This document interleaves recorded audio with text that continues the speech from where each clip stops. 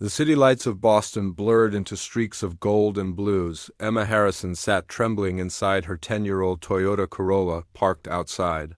Harborview Bistro, a restaurant so elegant it felt like a different universe from the life she lived every single day. Snowflakes drifted down like tiny feathers, melting instantly on her windshield as she stared blankly at the time, glowing on her cracked phone screen. She was 52 minutes late to a date she wasn't even sure she deserved. Her 8-year-old son, Liam, had been running a fever all afternoon, and the only reason she had left him was because her elderly neighbor, Mrs. Rivera, had finally reluctantly agreed to keep an eye on him after Emma had begged her through tears.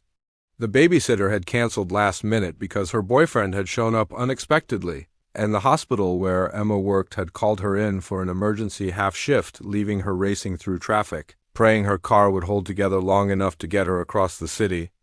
She was 34, exhausted, divorced, and juggling motherhood with 12-hour nursing shifts that barely covered rent for the tiny studio apartment she and Liam shared above a noisy convenience store.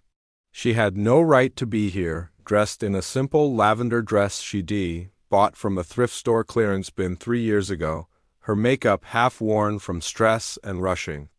Her best friend Claire was the one who had insisted she go on this blind date, telling her she deserved a moment of joy after years of putting herself last. She'd said the man was good, patient, gentle, someone who wanted something real. But looking at her reflection, now puffy eyes, trembling lip, hair frizzing from the storm outside, Emma felt like a joke, like someone pretending to fit into a world she had never belonged to. She opened her phone to type an apology text, ready to tell the man inside that she simply couldn't make it, when a message popped up on her screen. It was from Claire. "He says he's not in a rush, he's happy to wait. He just wants to make sure you're okay." Emma stared at the words, her throat tightening. She checked the baby monitor app connected to Mrs. Rivera's old tablet, and relief washed over her when she saw Liam curled up, breathing softly, a damp cloth resting on his forehead. She whispered a quiet plea to the universe for strength and wiped her tears with the back of her hand. For a minute she sat there, gripping the steering wheel, shaking from the weight of everything she had been carrying alone. Then, because she needed to believe that maybe something good could still happen for her, she took a deep breath, grabbed her coat, and stepped out into the cold. The wind cut against her as she hurried toward the restaurant, her old boots slipping slightly on the icy sidewalk. When she walked inside, the warmth hit her instantly, along with the subtle notes of violin music and the soft murmur of conversations among people dressed in clothes she could never afford. The hostess glanced at her with thinly veiled judgment, eyes sweeping over her thrifted dress and worn coat, and opened her mouth as if to question whether Emma belonged there. But before she could say anything, a man rose from a corner table near the fireplace. He stood slowly, his expression brightening with unmistakable relief, his eyes gentle and warm. He had dark blonde hair, a well-kept beard, and a calm, steady presence that seemed to fill the room without overpowering it. He walked toward her with a smile that wasn't just polite, it was genuine, the kind that made her feel seen rather than evaluated. "Emma?" he asked softly. And when she nodded, still mortified by her lateness and appearance, he smiled wider. "I'm Noah Bennett. I'm really glad you came." There was no irritation in his voice, no subtle impatience, only kindness. Only understanding. He guided her to the table, pulling out her chair without making a show of it. And when he noticed she was shivering, he gently draped his charcoal gray coat over her shoulders as though it was the most natural thing in the world.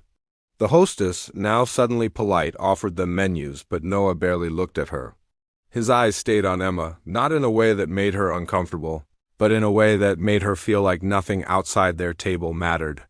She apologized immediately, stumbling over her words as she tried to explain the chaos of her evening, the sick child, the sitter canceling, the work call, the car threatening to give up entirely.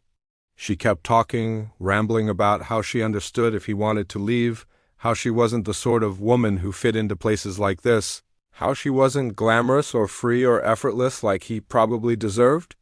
But when she finally paused to breathe, expecting him to sigh or excuse himself, Noah simply shook his head.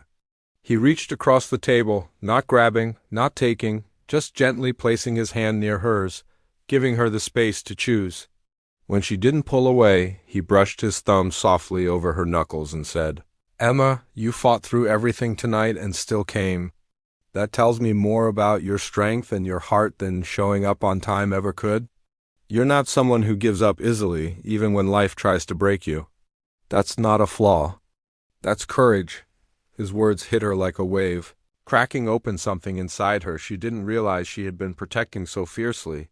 They talked for hours about their childhoods, their struggles, the pieces of themselves they rarely shared with strangers. Noah told her about growing up with a single mother who worked 3 jobs just to survive, about losing her when he was in college, and how he had built his software company from his tiny dorm room as a tribute to her resilience. He hated the stiff, polished world of business dinners and superficial connections, craving something honest, something real, which is why he had asked Claire to introduce him to someone who didn't pretend to be perfect. Emma told him about Liam, about how she had worked her way through nursing school while caring for a newborn after her ex-husband walked out, choosing a new life that didn't include responsibility. She spoke of long nights in the Aya, of moments of heartbreak and moments of profound hope, of wanting to give her son a life better than her own. Noah listened the way people rarely did, fully, quietly, with a softness in his gaze that made her feel safe. When the restaurant closed, he insisted on following her home to make sure her car made it through the snow. And when they reached her building, a worn-down brick place with flickering hallway lights, he didn't judge or hesitate. He simply asked if he could walk her to the door. Before she went inside, he asked gently if he could take her and Liam to the winter festival that weekend, something simple, something warm, something that didn't require her to pretend to be anything she wasn't. Emma felt tears rise again, but this time from gratitude, from relief, from something she had almost forgotten: hope. Over the months that followed, Noah didn't try to rescue her, didn't try to fix her life. Instead, he stood beside her, steady and patient. He grew to love Liam, helping with homework, cheering at school events, fixing things around the apartment that Emma could never afford to get repaired. He respected her work as a nurse, often asking for her perspective on new projects his company was developing for medical software, valuing her experience more than any consultant's advice. And Emma learned to see herself the way Noah saw her, not as someone struggling to stay afloat, but as someone strong, determined, and deeply worthy of love.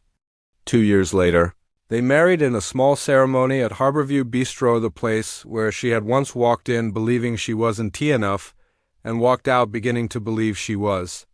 As they danced their first dance with Liam between them, Emma thought back to that snowy night when she had sat in her car, exhausted and convinced she had no right to happiness.